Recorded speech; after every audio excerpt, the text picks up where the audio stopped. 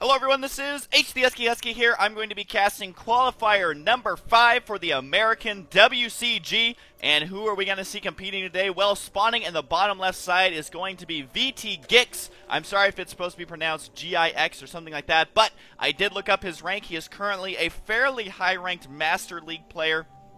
And I've seen many Master League players take down Grandmaster players, which is who you're looking at right now. Liquid Huck spawning in the top right side as your blue Protoss. So it is going to be a Protoss versus Zerg. The map is going to be Crossfire, which has been heavily discontinued in a lot of tournaments. And about when they were discontinuing this map is when these games were played. These games were played about a week ago, and I'm just now getting around to casting them because I was busy with MLG, and I had this on my to-cast list. So I'm actually extremely excited about this. Again, anyone can qualify for the WCG. It stands for the World Cyber Games, which means that if you win the qualifying rounds, then you have a chance to compete on a global stage, which is pretty cool stuff. It's a very prestigious tournament spanning many, many countries, and this one does include Canada, of course. Liquid Huck is Canadian, who I think technically was born in America, but has lived his entire life in Canada, recently moving to Korea. Not recently, it's been a little while now.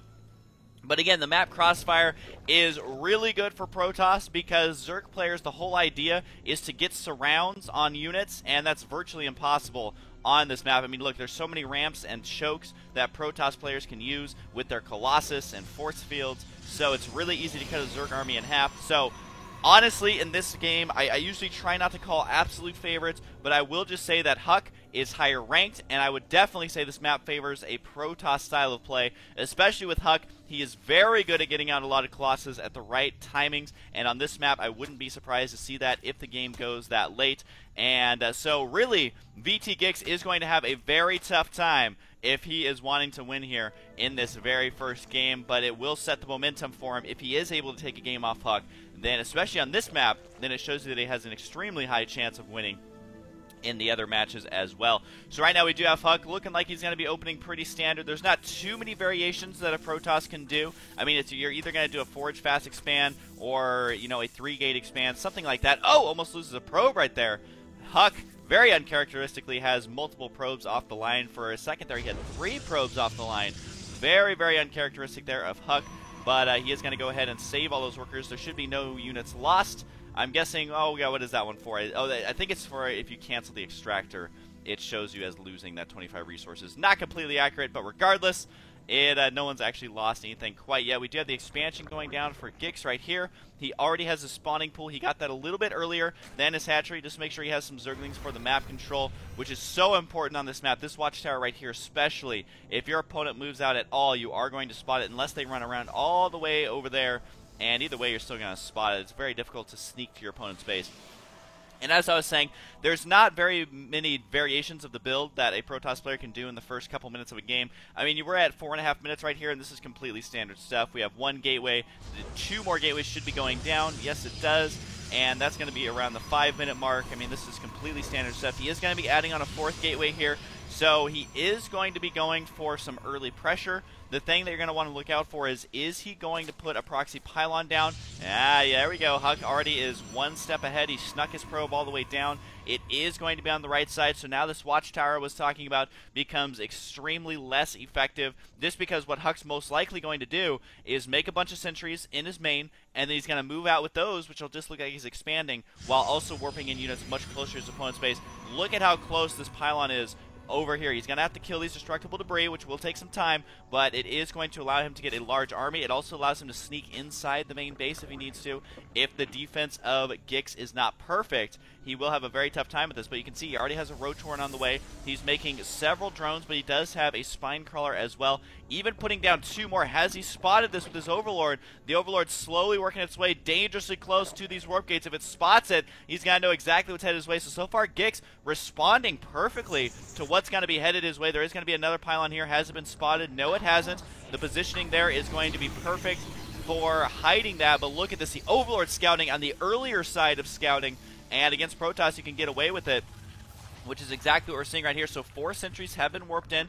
He's warping these in first because he can get that force field. Looks like he's going to poke in here, not going to be able to do too much, and he may end up losing these sentries if he's not careful. The Zerglings, if they just back out here, will be fine, although he may be able to kill off the sentries regardless. Not enough energy for any more of those force fields were not good.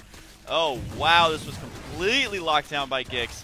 And that, oh man, that's going to be a lot of sentries lost there. That's a lot of gas, 400 gas just out the window, which you cannot afford to do in a position like this. It does look like a pylon has been set up inside the main base, but the Zealots get completely surrounded.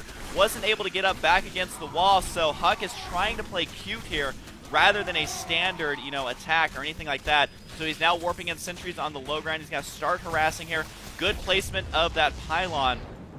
And now he does force the drones off the line, so maybe he can make something happen here, but the multitasking of Gix so far has been good. He's saving his drones, he's taking down the pylons, he's moving his spine crawlers over here for defense, and now these Zerglings are going to trap these sentries as well. Even wasted a force field right there. The Queen should be able to take care of these no problem. Right as I say that, she runs away because, well, spine crawlers are pretty good against sentries that are trapped, so a couple drones do go down there at the last second.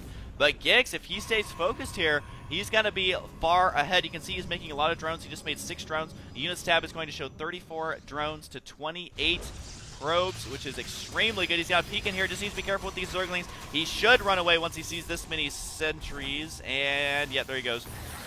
And that's why you got to be careful, as the force fields can trap you.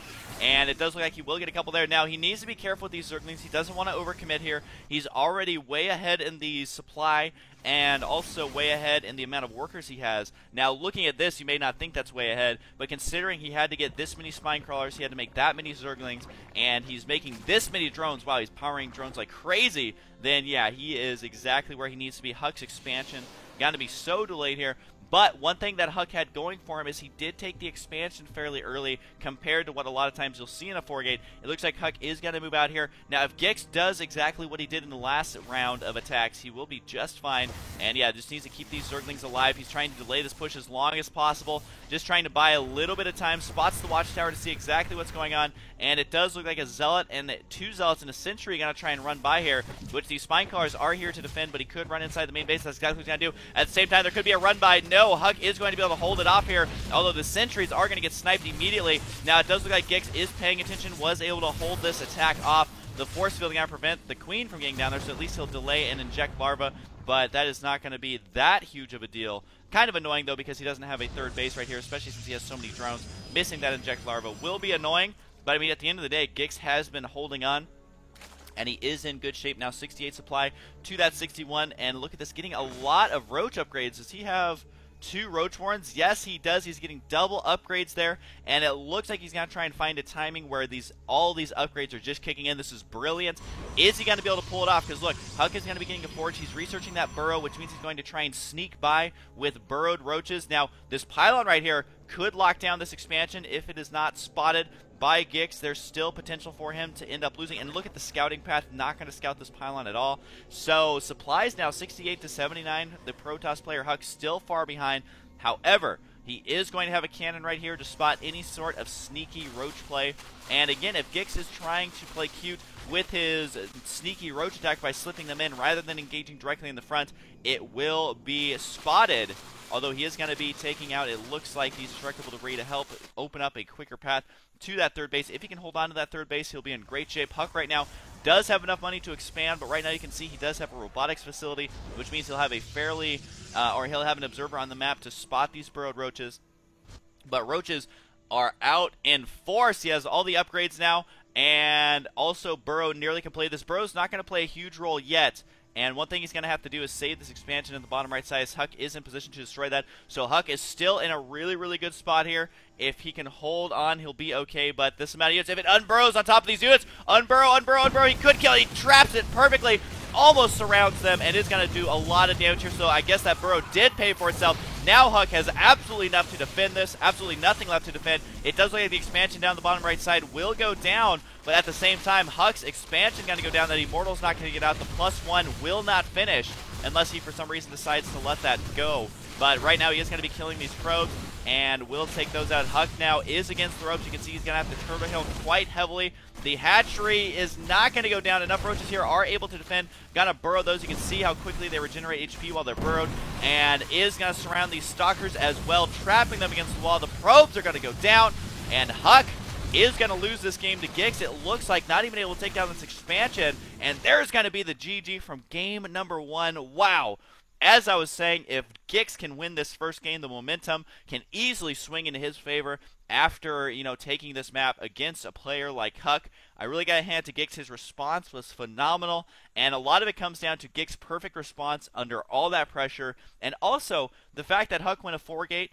Once that, gets held off, it is so difficult for a Protoss to actually get his way back into the game. The burrowed roaches killing those units the second they moved out, and Gix, man, there was no luck there. That was all skill. He also has pathogen glands on the way, so great stuff there.